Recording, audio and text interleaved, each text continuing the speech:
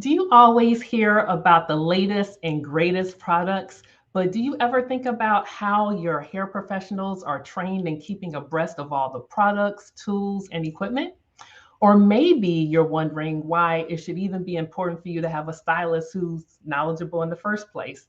And not only can they provide personalized information, but they can also let you know what's going on with real data that is backed by science. If you've been following me, you know that it is my mission to elevate the hair care industry. And I have joined forces with hair professionals who have the insight to know it takes more than just having a license in cosmetology or a standardized training to have to properly serve your clientele or their clientele. So it is time to have a discussion about the importance of journeys that professionals take so that they can properly serve their clientele. And that is why I will have the Voices of Trichology with me today. My name is Dr. Crystal Porter, and I'm a hair scientist and owner of Main Insights, a company that conducts research and focuses on the hair needs of people of African descent. This platform is designed to elevate the Black hair care industry and empower consumers and hair professionals with education that is driven by scientific research. Thank you for joining the chat. Now, before I bring the Voices of Trichology on with me today, I'd like to know who is out there this morning and put your name in the chat and let me know where you're watching from. Also, I'd love to know if you are a practitioner, put the number one. If you are a consumer, put the number two. And if you are a researcher or scientist like myself, put the number three. Also, do not hesitate to like and share this broadcast. Now, if you are frustrated with the lack of information available to you when it comes to caring for your hair, or you've wasted a lot of time, money, and resources trying to figure things out on your own, you're not alone. But that is why we have created the Our Black Hair Matters movement, and you are definitely in the right place. Now, if you haven't checked it out already, I have some useful resources in what I'm calling my hair assets page. And you can find documents on finding the right stylist, learning about the biggest mistakes that curlies make. And I also have hair themed children's books now because there are a lot of people who are always looking to introduce their children to just different case scenarios when it comes to care, not only caring for your hair, but just kind of finding out how other people navigate the hair space. So I do have that also on my hair resources page. And the other thing that I have that I came up with at the end of last year was a template for people to write letters to companies who don't have a lot of data to back up the claims. So, of course, it's my mission to make sure we elevate the industry in that capacity. But if you need some head start or some ideas on how to draft it so that you can help with that movement, then I have that there too. And you can go to links.maininsights.com for that. And you'll see that pop up at the bottom of the screen momentarily. All right. Now, for those of you who are just joining, Happy New Year and welcome to the Our Black Hair Matters Lunchtime Chat. I am Dr. Crystal Porter, and it is the first Monday of the month where I welcome the Voices of Trichology to discuss topics that are from the viewpoint of the hair practitioner. And today we will be talking about their professional evolutionary journeys and how their education and professional experiences impact the way that they vet products, how they decide on hairstyling preferences, and how treatment regimens will help or hinder their clients when serving those who have hair and scalp issues. So I am going to bring them on. All right. Welcome, ladies. Thank Hey. you. Hey. Yeah. So I want to start off by giving some background information about each Hi. of the voices of trichology. And so we are going to start in order. We have Dana Wilson, who is the CEO and director of Hair Cares Inc. She is a certified trichologist, sister locks educator and consultant, city certified research assistant, certified co-capper, veteran, and mother of a son on the autism spectrum. She has been a hair advocate for over 22 years, and she has a passion for uniting. Oh, it united the moment that she started her very own Sister Locks journey in the year 2000. She specializes in supporting people who may suffer from hair loss and scalp disorders. She also coaches other natural hair practitioners and locticians through hair regeneration and prevention. She operates through offering in person and virtual trichology services, and she believes that every strand counts. Then you see Donisha Sullivan. She is a certified trichologist with over 18 years of service, providing hair loss prevention and restoration for men and women who suffer from alopecia. She is licensed in the states of Georgia and North Carolina as a master cosmetologist, and she currently owns the Hair and Scalp Treatment Center in Augusta, Georgia. She also provides non-surgical hair replacement services. And then we have Miss Marvelous Marvelette. She has over 30 years of experience backed by in-depth training, licensure, and certifications. She continued her education and training in the paramedical and science fields, becoming a trichology healthcare practitioner and biomedical research assistant. Welcome so much. Really appreciate having you here. Thank you. Yeah. All right, so I wanted to take some time to talk about the evolution of the hair practitioner because I think it's so needed. And I think it's needed in every profession, right? Because the knowledge is out there. It keeps, I mean, it's growing and it's hard to keep up with everything. And I know that who you are or who, as a professional, when you start off in the industry, you're not the same person that you are, 5 years or even 10 years later. And I want to talk to you because I think you'll be able to provide insight for those who are following in your footsteps and those who haven't even thought about how to get themselves prepared to properly serve. And so I want to start off with a very basic question for you because you get your license, and I know Dana, you actually have, training for natural hair, but you get that training, but then oftentimes professionals seek other ways to, arm themselves with the knowledge that they need to properly care for their clientele. So why isn't that enough?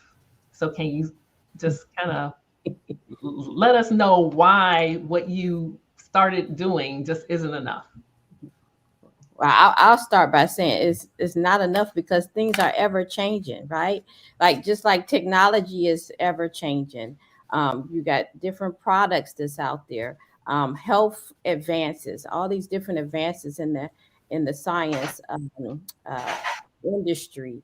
Um, you have to continue to educate yourself because there's new things every single day, and it's the same way with hair. Same thing. Yeah, it often amazes me how every time I look up, there is a some type of consumer doing something new Yes. that I would not have ever thought in a million years that someone would be doing to themselves. So yeah, it's hard to keep abreast of even what they're doing Right. and how it can, inadvertently lead to problems, right? Mhm. Yeah. Any other insight into, why it's not enough? Dana pretty much sums it up. It is new things are coming out all the time, and actually new issues. When you see the clients, you see things you never saw before, or they're experiencing something different from previous clients, or you making different connections. Like I noticed this in a pattern: 3 or 4 people who had the same things going on in their body, who had the same outcome in their hair. So things are constantly changing. People are changing, and new, I don't know if you want to say ailments or discomforts are surfacing. Mm, Mm, okay. that's true. Yeah. That's true. So I'm not sure if Donisha will be able to provide some insights, but we'll come back to her. Mhm. So, what type of education did you get that maybe some things you learned and then you started changing based on experience? Are there things in education? I want to focus on education for now because I think that that's where everyone starts off. So, let's talk about that. So for myself, I went to the National Trichology Training Institute in Georgia. And just on a basic level, I really did not even consider that each follicle on our head had a blood source to it. I mean, something just as basic as that. And so that, for me and personally, changed the game because I had to look at my hair and scalp differently. Um, and it wasn't just this thing that's hanging down; it actually have a life source to it. And so I had to think about what I'm putting in my body will then impact my blood, and therefore will impact my hair. So that on a basic level was just life changing for me. And then professionally, obviously, I can share that with my clients. Hmm. Mhm, Okay. mhm. So, you learned that, but is there anything? So, let me ask you this: did you do something different before knowing that? So I want to talk a little bit more about the evolution of how that knowledge transformed how you do things now. Yeah, so I didn't respect the hair. I mean, I honestly, it's just basic as I didn't respect it. I mean, Mhm. it was just this thing that's hanging out of my body. I mean, obviously, I adorned it. I wanted to look cute and all of that, but I didn't respect what actually sourced it, right? So then I had to then think about what I was putting in my body that will then impact it. Or, Mm-hmm. I mean, um, yeah, that was the main thing. And that was huge. That was a huge mind shift. That alone, knowing that each follicle on our head has a blood source, therefore, I have some part to play on what's happening with my hair. So this is a personal evolution, not necessarily how you served others. Hmm. But you know what? I think having some background into why you put yourself first, because you actually got into hair loss or serving people with hair loss because of your personalized journey. I think it's good for Absolutely. people to know that. Absolutely. Hmm. Okay. I mean, over the years, I observed my clients that were losing hair. Hmm. And I couldn't put my finger on it because at the time, based off my knowledge at the time, I thought we were doing everything we needed to do to maintain beautiful hair and healthy hair. But I did not account for that internal piece in a major way. Mm. Hmm. And how about you, Marvelette? So I too went to NTTI. Um, what made me, I've always been interested, but what I learned, because when I worked in previous salons before I got my own, I would always get the clients that nobody else wanted who had problem hair or hair loss issues.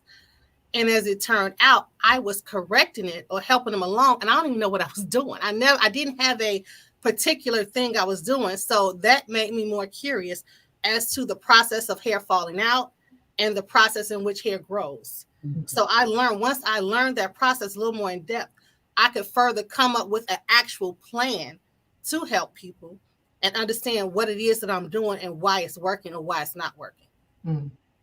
Okay. All right. Now, I know you have mentioned in your education how you learned about the importance of stress. So, can you talk about that a little bit in terms of what you can tell your clients from knowledge about stress? So, first of all, let us know if you even learned it in your basic foundational knowledge while you were in school to do what you do as a profession. And then let me know how you changed as a result of that, because I know that that's something that you've mentioned in the past. Okay, so you got to remember it's been like 33, 34 years since I've been out of cosmetology school. So I can't really say exactly. They may have touched on it, but what I do know for cosmetologists, that's the first thing they say. Most say, you just stressed out. That's why your hair's coming out. And that's not always the case. But you can ask if there have been any major changes in your life the past 3 months. What's going on in your life? Are you on any medication? It's certain questions you ask, and then you can kind of narrow it down to know that it is probably stress, and then the type of hair loss that they're experiencing could be contributed to stress. So it's like the questions you ask, what's going on in their life, their lifestyle, and then you go to different things that can fix it. Because normally stress-related hair loss will repair itself in like 3 to 6 months or so. But there are things you can do to help it along, especially exercise and relieving stress and meditation. It's so many different things you can do to alleviate the stress and to hopefully help your hair, the regrowing process along faster. So you talked about asking questions. Is this something that you learned when you said it was a while ago, but do you remember that being like a staple, you having a set number of questions that you asked, so that wasn't a part of it? No, I've got that more so in my trichology training. Okay. The type of questions to ask, even the signs, the telltale signs, to narrow down the ailment, to figure out what's going on. So that was definitely an extended training through trichology. Okay. All right. How about it? And same for you, Dana? So in my lock practice, I've always been accustomed to doing a consultation, a long, thorough consultation, because you got to ask questions about, lifestyle, or just explaining about the hair management system in which they're even considering to embark on. But for trichology, this was more intimate kind of conversation that you're having with people, because you're asking about their medical history, you're asking about their lifestyle, you're asking about their input and output. You're asking about medications, and it's very, very, very personal. So it is a longer, more in-depth conversation to try to get to the root cause of the hair loss or issue. So I'm glad you talked about intimacy, and you talked about more, personal information and health information. And that scares me, because I think the type of questions that you ask when you are styling someone's hair isn't as sensitive. Right. And a lot of people want that protected. So what have you done, to make sure that you are protecting people's privacy? Because personally, I wouldn't want to, so it's one thing to tell someone, but then if it's documented, excuse me, which oftentimes it is, that would make me pause as a client. So what precautions do you take? Making sure that you're HIPAA compliant. Make sure that you're storing their information properly. That you have some security checks on how you're storing their information, that is not just out for anybody to see. I mean, even someone that may be working in your particular clinic or salon space as well. So it's how you store it, is how long you store it, all of those things. Okay. And I'd like to say hello to people who have joined. I wasn't on that page, but then I see people are here, but I want to acknowledge. Hi, how are you doing, Ronak? Thank you. Happy New Year to you too. Alyssa, I see PhD behind your name. So congrats on completing your degree. I think that's awesome. Last year when we met, you were still in pursuit. So that's awesome. And then we have, Kwesi. Oh, so great. From South Africa. Really nice to have you here. You said you love the ethos, and every strand counts. That's awesome. Yeah, thanks for joining. All right. So Marvelette, we were talking about the HIPAA compliancy. Are there things that you have changed in your practice as well? Yes, definitely. I am HIPAA compliant. The way that I send information, or the way that I communicate with the clients when I'm dealing with sensitive information has changed tremendously. The way things are secured, how I translate information to them, and even again, how you store it, and then having people in your space who work with you. They have to sign forms too, to go down that checklist to make sure they're keeping everything private. Right. Now, see, these are conversations that I don't think anyone would even think to have Mhm. with their practitioner, or at least, as I said, I would have pause if someone was starting to jot some stuff down or take notes. I'd be like, wait a minute. What I say and what you hear is totally different than what you're documenting. I don't know if I would want that out there. So it's great that there's education out there for you to take the precautions to keep people's information safe, because I think that's extremely important, especially in this day and age, because in order to be HIPAA compliant, you have to have a platform that's encrypted. I mean, so it's different if you're doing electronic communication, or even if you are still doing paperwork, there is a procedure for you to do that. You want to talk a little bit about that so people can like have an eye out for that? I would want to know personally. So if it's not electronic, how do you secure people's information? In a locked cabinet, a locked file cabinet. Personally, mine is in a room. It's in my office, away from where there's traffic. There's no traffic in my office, and it's in a secure file cabinet, which stays locked. So that's another way. It's important to do one client at a time, especially when you're dealing with trichology, because everything is so personal. And I don't care how many rooms you got. Sometimes walls are thin. I have 3 rooms, but the wall's not that thick. So I try to ask them not to bring anybody with them, even if they're waiting in the waiting area, unless it's something that can't be controlled or you have to sign a waiver, because I can't control what they may hear, but I prefer that you don't bring anybody. It's just one-on-one. That way you're more comfortable, you're more open, and you're going to be more honest. Right. That's different. That really is different, because I'm used to, when I used to go to a salon, be at least 12 of us in there. Meaning, the stylist and me, and then their clients as well. So, wow. Yeah. So, well, it's already not only the information that is sensitive, but the actual sharing or exposing what's going on with the hair.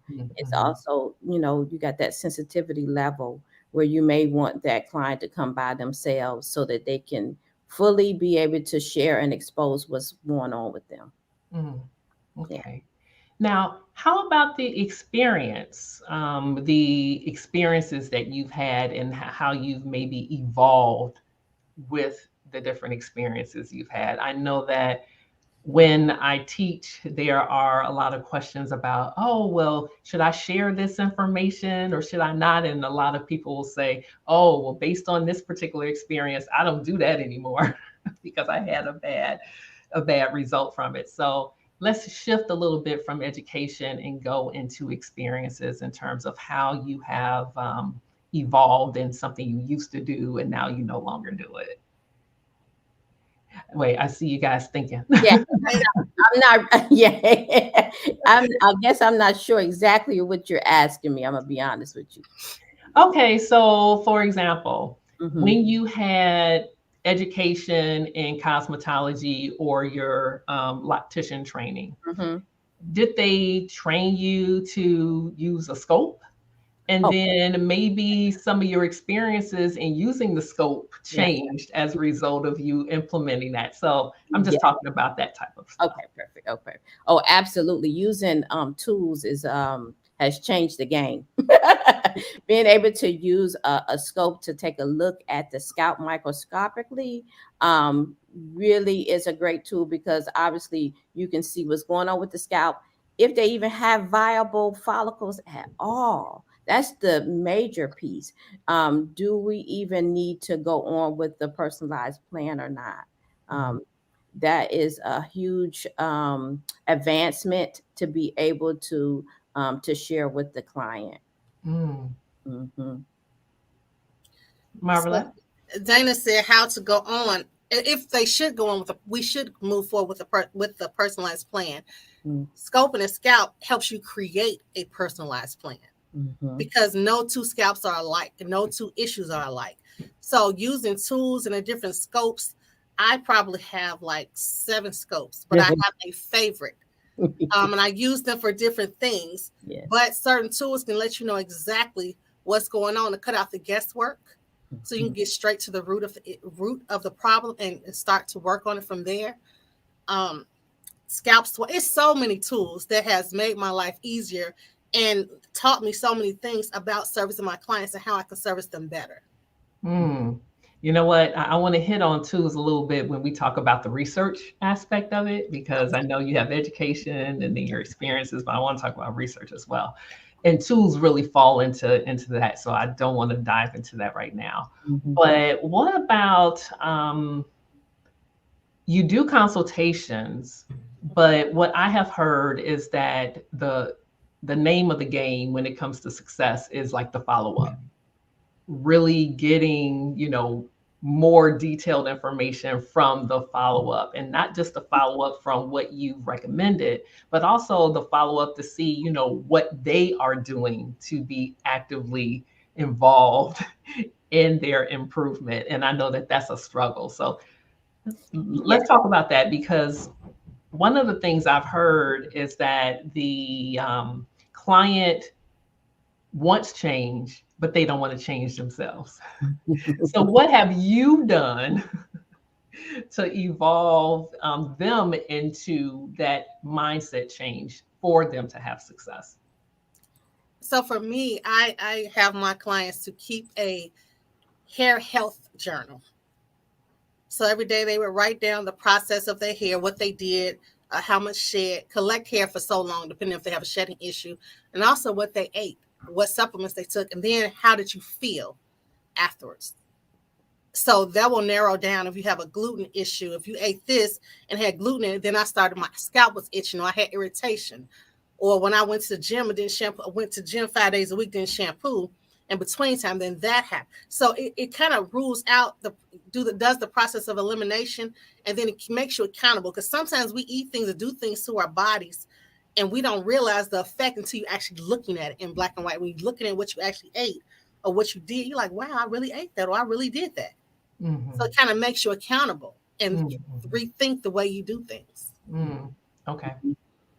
And so for me, for my clients, initially when they first come in, I always tell them I believe in the 3 C's. That's the commitment, compliance, and consistency. And that's what's going to get them the results that they want, right? That I can make this personalized plan, but if they're not committed to it, we are already in trouble. And if they are committed, that they have to be consistent with that plan, and they have to comply with the plan. So obviously that will take for them to journal that and annotate what they're doing on a regular basis. And then always making sure to touch back with them to see if they're actually following through what we discussed. Because like many things in life, we get off course. It just be that one thing where you went out of town and you're off schedule, and that will change, everything. So just making sure that the clients know those 3 C's: commitment, compliance, and consistency.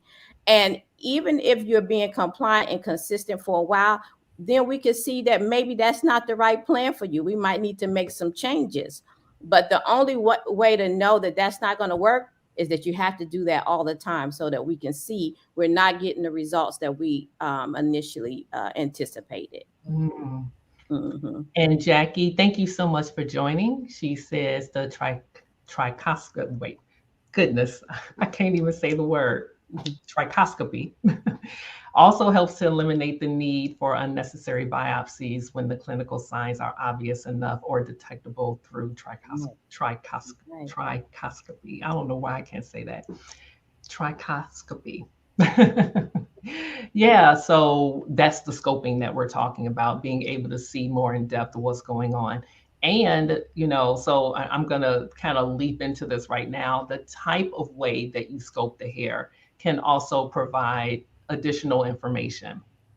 So Marvelette, you and I work together, and there are insights that you can get from data that comes from the microscope.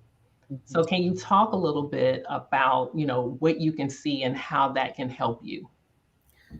So if you do the initial scope of the scalp to see where it is at the present state and how many hairs they have and what's viable, so the density of the hair and all, you can see all of those things. So you start them on a regimen or on a program, and let's say 3 months down the line, you would repeat the same process to see if there are additional hairs, how the hair has progressed. And that way they'll give you data to let you know how the product is working or if it's working. Mm-hmm. And also all products that do not have, and this is my disclaimer, this is my take, that is not vetted, does not have scientific data behind it. That's a way for you to collect your own data. Yeah. That's right. So you can vet products for yourself from your personal experience. Mm-hmm. I'm definitely an advocate for that. I tell professionals all the time, in order for, well, from my perspective, what I can see in terms of the evolution of the industry, it really is to stop listening to the mumbo jumbo. There are great salesmen out there who are talking about how their product works wonders, or the treatments or tools and gadgets. And I'm always like, okay, where's the data? What are the statistics in your success rate? And a lot of times that throws people off because they're like, I got to show numbers. And so I have dismissed more people or salespeople than I've actually embraced or actually had wanted to, be drawn in a little bit to learn a little more, because they don't have the basic questions answered for me. So let's, talk a little bit more about, research in terms of what it is you can get. So we talked about the microscope, trichoscopy. Is there anything else that you can use? Any tools or any other ways you've evolved? The swabbing technique, though, that is a slower process because it's very expensive to do, to send to the lab. So it's another way you can collect data or gather information for research. Hair samples. So there's a number of things. And even we talking about tools. It can be tools. It can be whatever you want to do for research. I mean, like, we also, and I posted about this, we do nutritional assessments. I was going to say that next. Dietary assessment. Yeah. Yeah. So there's a number which is a tool, because electronic, it kind of is a tool. So the dietary assessment, there are a number of things that I have added that makes a world of difference in the way you service your clients. Yeah. And then the overall success rate, because the more you know, the more in depth the treatment process is, the better the results, and the better plans you can put together for them based off of the information you get from all the tools you use. Mm-hmm. Mm-hmm. And Dana? I agree with what Marvelette said. I think she hit it.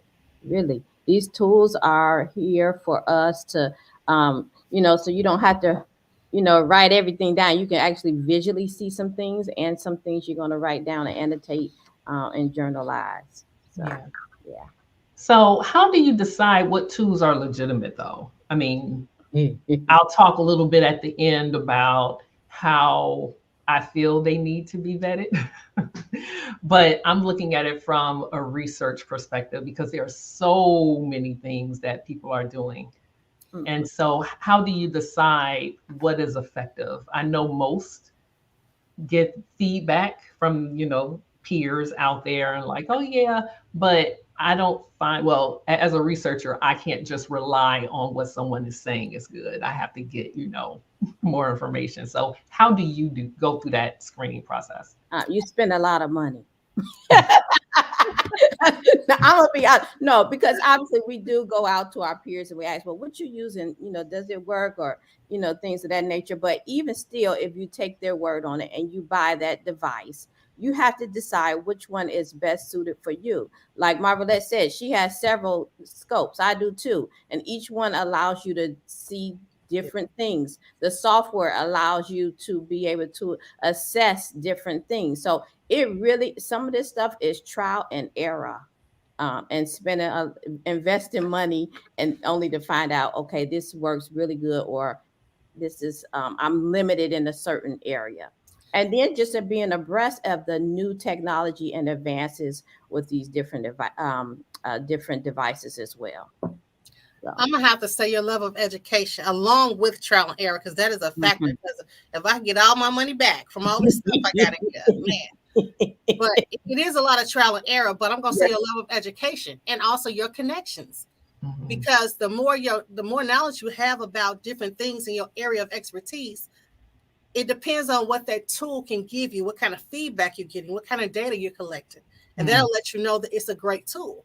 Because what benefits are you getting from the tool besides looking at something? If you're not educated enough to know what you're looking at, what good is the tool? That's true. So Yeah. if you're not, and then if you're not comfortable enough to say, well, this is definitely this without a shadow of a doubt, then they have tools in place to kind of help you along, to help you understand things. So it just depends on your level of education, I think, and then your level of knowledge. And also your connections, because sometimes you can have the right connections who can help you out to help you understand things. Yeah, no, that's true. That So is. Jackie raises a huge point, and I can tell from what she's contributing that she is definitely educating herself. But she says there's the trichoscope, that there is actual basic light microscope for looking at hair bulbs, for example, differentiating between, say, telogen effluvium and anagen effluvium. AI for trichoscopy, getting quantitative data instead of just visualizing and estimating. But yeah, that is exactly why we use the microscopes that we use, because they're able to use artificial intelligence to be able to use the big data and look a little bit more specifically at the pixels, and they can break that out. I mean, it's a whole science in looking at imaging. And so, Jackie, I agree with you 100% that there is a lot of things that we need to appreciate when it comes to technology, and practitioners need to stay abreast of that. There's no doubt about it. No doubt about it. Thank you for that contribution, Jackie. It's awesome. So the obviously these tools are great, but asking the right questions really help you serve the client well. It might be that one thing, right? I mean, Mhm. that one thing that the client is sharing that that impacts everything. Yeah. So, And yes, we have met through there. So Jackie was saying that we met through the ITC platform. That is correct. But we also see each other with the Textile Research Institute forums that they have as well. So keeping yourself educated is key. And I'm always sharing with those who are in my network when I see something that would be beneficial. I make sure that they have means to join and try to even save them some money when it comes to registration. So absolutely. Thanks, Jackie. Really appreciate it. So I guess I knew who you were because you kind of know who I am based on seeing the names. Yeah. All right. Are there any other tools that you want to talk about in research when it comes to things that help you to evolve in serving your clientele better? That about wraps it up. Um, so if unless you want to get into treatment tools, and I really don't want to really go that route right now, Okay. I don't want to Okay. um, highlight a particular Okay. tool or treatment plan. I would say like food sensitivity tests and things of that nature is, I mean, I guess a tool or something that you can use to kind of do some process of elimination as well. Oh, Okay. blood typing. Yeah. The blood typing. So I do a blood typing test. I do offer that service, but that can aid you in also treating your client, knowing their blood type and their how they're eating according to their blood type, or if they are. That's Mhm. another thing you could do. Another. Yeah. Now, so they are finally showcasing the data behind that. Yeah. They're doing that more. But when I first heard about it, that's all I asked. I was like, okay, it sounds good. People are, shouting on the rooftops about how beneficial it is. I was like, but is there data behind this? And so now that's starting to come out, and I'm Really happy to know that. But at first, no one could tell me anything.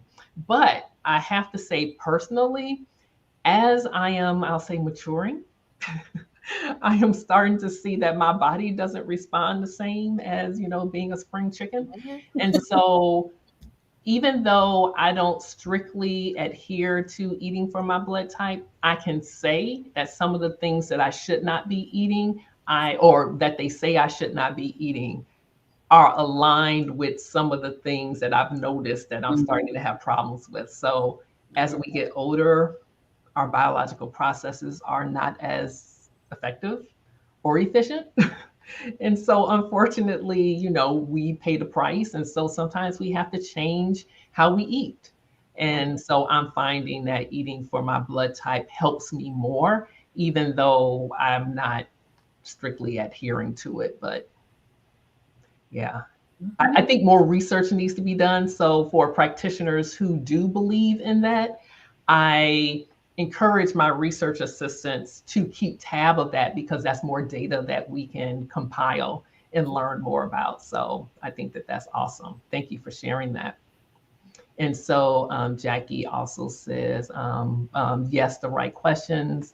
And then she's saying that blood tests for abnormalities, wide range deficiencies, insufficiencies, metabolic issues, thyroid problems, etc.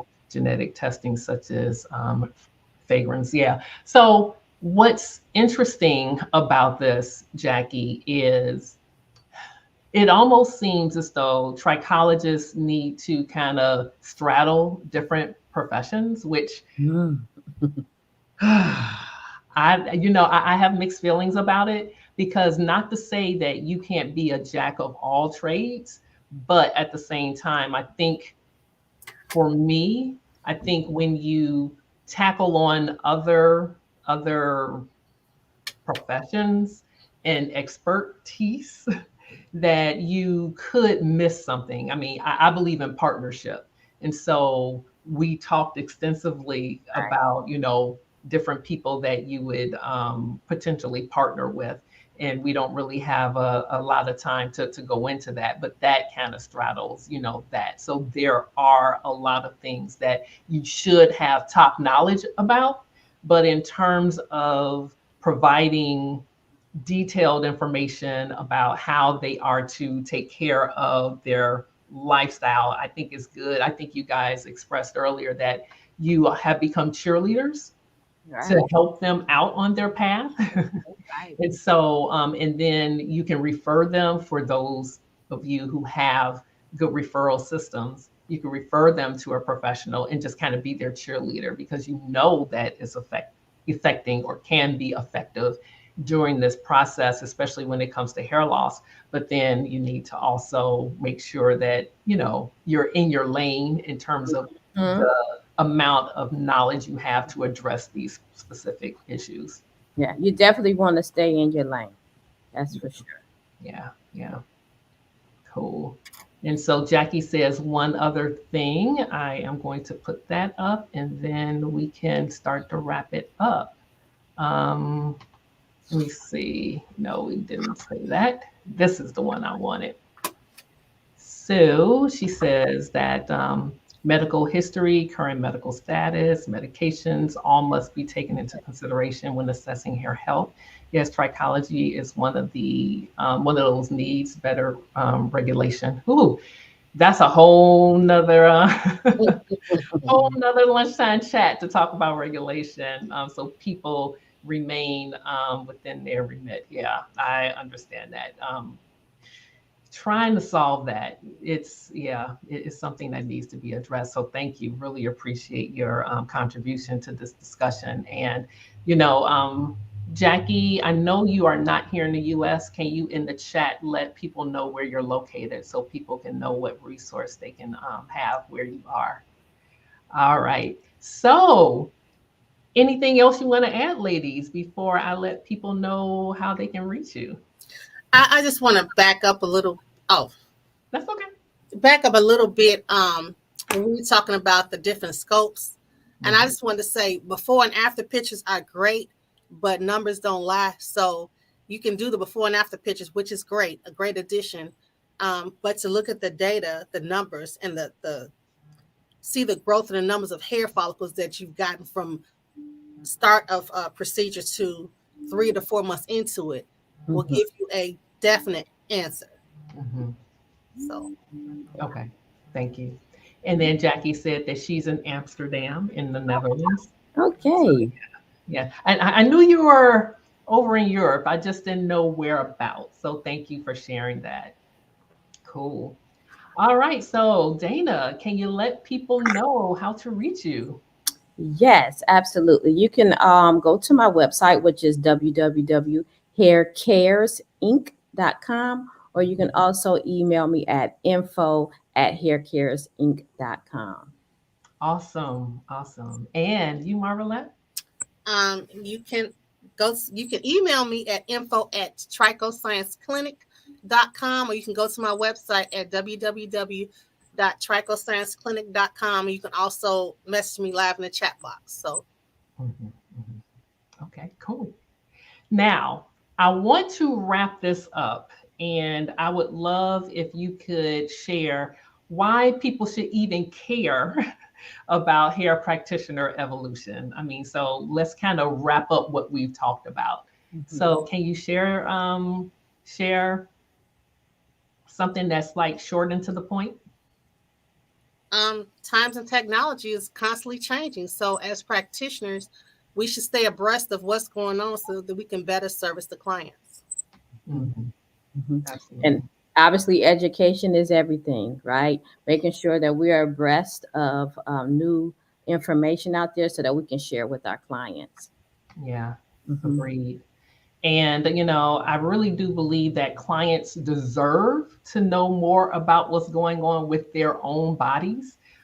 It is great to have a professional who is knowledgeable, but without having, I would say, advanced tools to be able to share with data, I think that that also, places you in a position where you are definitely the authority, but you also have a backup. You can say, hey, this is where I got this information from. And so you don't have to rely on, oh, I just got to say what everybody else is, regurgitating what everybody else is saying. You can actually take it from something that is sourced from, science. And that kind of leads me to, why I do what I do in terms of education, because I believe that when professionals are empowered with advancing their knowledge and they can work with other experts in the industry, I think that whole way of doing things elevates the industry. So I really think that that's needed. And one of the things that I pride myself on is making sure that the tools that I put in the hands of professionals are tools that are well respected in the scientific community, because I think that that's one of the biggest hurdles. A lot of practitioners are saying a lot, but then they don't have the foundation that has been vetted through the scientific process to actually be meaningful. And so there are so many gadgets out there that people are using, but it's not respected in the research realm. And so I make sure that anything that my trichologists use, or hair practitioners, it doesn't matter if you've had formal trichology training, but I want to make sure that you are armed with things that when you're talking about it, you don't have to fight with a scientist that's like, oh, that's, nonsense. You can say, no, it's been vetted and it's been in the literature and supported. So that's great. Awesome. All right. So thank you so much. Really appreciate you joining.